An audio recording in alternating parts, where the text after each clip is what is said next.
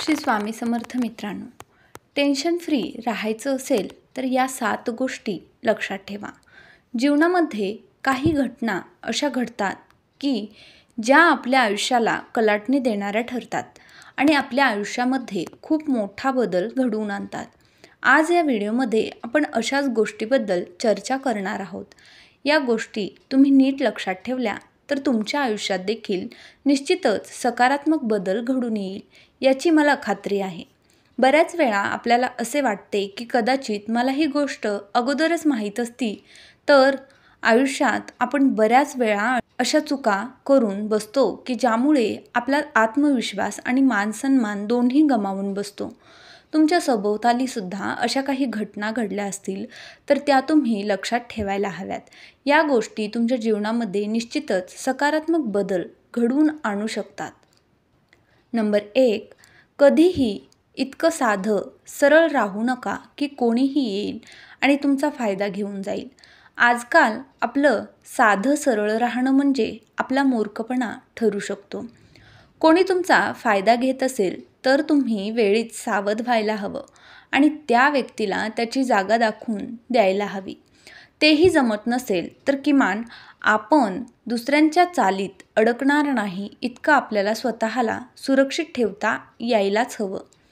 समोरच्या व्यक्तीशी भिडण्याची ताकद जर आपल्यात नसेल तरीही आपल्या अंगावर कोणी येत असेल तर तो आघात रोखण्याची ताकद आपल्यात नक्कीच असायला हवी. भेकड माणसाला कोणीही धाकात ठेवू शकतो, परंतु धीट आणि खंबीर माणसाला बोलण्यापूर्वी लोक 100 वेळा विचार करतात. नंबर 2, इतकेही गोड बोलू नका की लोकांना वाटेल तुम्ही त्यांची चापलुसी करत आहात. समोरच्या व्यक्तीसमोर तेवढेच झुकावे जेवढी गरज असेल. गरजेपेक्षा जास्त गोड बोलणे आणि गरजेपेक्षा जास्त कोणासमोर झुकणे आपल्याला निर्लज्ज बनवते. एकदा गुलामी करण्याची सवय लागली की त्यातून बाहेर पडणे कठीण होऊन बसते. कारण माणसाला गुलाम बनवलं जाऊ शकतं परंतु त्याला स्वतंत्र कोणीही करू शकत नाही. स्वतंत्र व्हायचं असेल तर त्यासाठी स्वतःला प्रयत्न करावे लागतील. त्यासाठी इतर कोणीही मदत करू शकत नाही.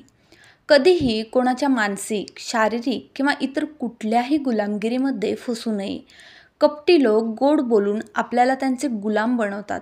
म्हणून प्रमाणापेक्षा जास्त गोड कोणाशी बोलू नये आणि प्रमाणापेक्षा जास्त कोणासमोर झुकूही नये. नंबर 3, आयुष्याकडून आणि समाजाकडून जास्तीची अपेक्षा कधीच ठेवू नये. जवळपास दोन्ही बाबतीत आपला अपेक्षाभंग हा ठरलेला असतोच. जीवनात अनपेक्षित घटना घडत असतात, त्यामुळे आयुष्याकडून कुठलीही अपेक्षा आपण ठेवू शकत नाही. ते अनाकलनीय असते. या बाबतीत इतर लोकांचे म्हणाल तर एक वेळेस आयुष्याकडून आपण काही अंदाज बांधले तर ते खरे निघतील, परंतु कुठल्याच व्यक्तीचा काहीही भरोसा देता येत नाही. कोण कधी आपला अपेक्षाभंग करेल, विश्वासघात करेल याची शाश्वती देता येत नाही. या पृथ्वीतलावर सर्वात घातक आणि अनपेक्षित प्राणी कोणता असेल तर तो म्हणजे माणूस. म्हणून सुखी आनंदी जीवन जगण्याचा एकच नियम लक्षात ठेवा की अपेक्षा कमी तर दुःख कमी आणि अपेक्षा जास्त तर दुःखही जास्त. नंबर 4, दान करताना आपली आर्थिक स्थिती बिघडणार नाही इतकंच करायला हवं. कारण दान करण्याची दानत तर आपल्याला हवी, पण एवढी ऐपतही असायला हवी. केवळ आपली प्रतिष्ठा वाढवण्यासाठी दान करू नका. आपल्याजवळ काही नसेल तर आपण दान करणार तरी कशाचे? आणि दान केल्याने आपल्या कुटुंबाला हानी पोचणार असेल तर अशा दानाला काहीही अर्थ उरत नाही.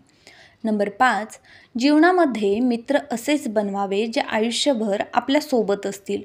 सुखासोबत दुःखामध्ये देखील आपली साथ देतील. असे मित्र आपल्याला काही चांगल्या गोष्टी देतील, चांगली मूल्ये देतील, ज्यांच्यासोबत राहून आपलाही मानसन्मान वाढेल आणि आपली किंमतही वाढेल. आयुष्यात अशी चांगली माणसं भेटत असतील तर त्यांना मित्र बनवा, अन्यथा एकटं राहणं कधीही चांगलं. चांगला मित्र आपल्या आयुष्यात एक उत्तम मार्गदर्शकाची भूमिका पार पाडत असतो. चांगला मित्र आपल्यासाठी दिशादर्शक असतो. याउलट वाईट मित्र आपले संपूर्ण आयुष्य उद्ध्वस्त करू शकतात. आपला सुखी संसार वाईट मित्रांमुळे उद्ध्वस्त होऊ शकतो. व्यसनी मित्रांच्या सहवासात राहून आपणही व्यसनी बनू शकतो, तर चोरांच्या सहवासात राहून चोर बनू शकतो. नंबर 6, आपल्या कमतरता कोणाला सांगू नयेत. तसेच घडून गेलेल्या गोष्टींचा पश्चाताप देखील करू नये. आपल्या कमतरता आपण सगळ्यांना सांगत बसलो तर त्याचा गैरफायदा घेणारे लोक आपल्याला जास्त भेटतील आणि वेळ काळ बघून घाव घालतील. आपल्या कमकुवत बाजू लोकांना सांगून स्वतःचे नुकसान करून घेऊ नका. आपल्या खाजगी आयुष्याबद्दल जेवढी गुप्तता ठेवता येईल तेवढी ठेवावी. घडून गेलेल्या गोष्टींबद्दल बऱ्याच वेळेस आपल्याला पश्चाताप होतो, परंतु त्या पश्चातापात किती काळ राहायचं आणि आपलं किती नुकसान करून घ्यायचं हे आपलं आपणच ठरवायचं असतं. गेलेल्या वेळेची चिंता करण्यापेक्षा येणाऱ्या वेळेला सावधपणे सामोरे जा आणि जपून वागा. चांगल्या गोष्टी शिकायच्या असतील तर आपल्या चुकांमधून शिका, किंवा आपल्या चुका समजून येत नसतील तर इतर लोकांच्या चुकांमधून तरी धडा घ्या. पश्चाताप करण्याऐवजी झालेल्या चुकांमधून शिकणे कधीही चांगले असते. पश्चाताप करत बसाल तर फक्त वेळ वाया जाईल आणि झालेल्या चुकांमधून शिकलात तर पुढे जाण्याचा मार्ग दिसेल. इतकेच नाही तर आपल्या आयुष्यात आपल्या हातून घडणाऱ्या चुका सुधारता देखील येतील. नंबर 7, जीवनामध्ये 3 गोष्टी घेण्याअगोदर किंवा उचलण्याअगोदर नीट विचार करा आणि नंतर निर्णय घ्या. या 3 गोष्टी म्हणजे कदम, कलम आणि कसम. आपण एखादं काम करण्यासाठी पाऊल उचलत असतो, नवीन काहीतरी करण्याचा विचार करत असतो. अशा वेळेस नीट विचार करावा, कारण एकदा उचललेले पाऊल पुन्हा मागे घेता येत नाही. आपण जर याच्या विरुद्ध वागलो तर लोक आपल्यावर विश्वास ठेवणार नाहीत. परिणामी समाजामध्ये आपल्याला मान मिळणार नाही. समाजामध्ये आपली इज्जत वाढवायची असेल तर नेहमी जपून पाऊल टाका. दुसरी गोष्ट म्हणजे कलम. याचा अर्थ असा की आपले विचार समाजासमोर मांडण्यापूर्वी नीट विचार करायला हवा. आपण लिहिलेली एखादी गोष्ट एखाद्या व्यक्तीचे आयुष्य घडवू शकते, तसेच एखाद्याचे आयुष्य बर्बाद देखील करू शकते. लेखणीमध्ये इतकी ताकद असते, म्हणून कुठल्याही विचार लिहिताना किंवा मांडताना तो विचारपूर्वक मांडावा. तिसरी गोष्ट म्हणजे कसम किंवा शपथ. शपथ घेताना किंवा वचन देताना विचार करायला हवा. आपण एकदा वचनात अडकलो तर पुन्हा सुटका होणे शक्य नाही. वचन पाळता येणार नसेल तर उगीच देऊ नका. प्रत्येक गोष्टीवर शपथ घेणाऱ्या व्यक्तींची त्याच्या शपथेची काहीही किंमत राहत नाही. एखादी शपथ घेताना वचन देताना एकनिष्ठ असणारा व्यक्ती असेल तर अशा वेळेस तो त्याने घेतलेल्या शपथेमध्ये वचनामध्ये अडकून राहू शकतो. म्हणून शपथ घेताना किंवा वचन देताना विचारपूर्वक घ्यावे. या 3 गोष्टी विचारपूर्वक केल्या तर भिकारीसुद्धा राजा बनू शकेल आणि विचारपूर्वक नाही केल्या तर राजाचा देखील रंक होईल. म्हणून या 3 गोष्टी करताना विचारपूर्वक करा. जर तुम्हाला आजचा हा माहितीपूर्ण व्हिडिओ आवडला असेल आणि तुमच्यासाठी थोडा जरी उपयुक्त ठरला असेल तर व्हिडिओला एक लाईक नक्की करा. जास्तीत जास्त लोकांपर्यंत हा व्हिडिओ नक्की शेअर करा.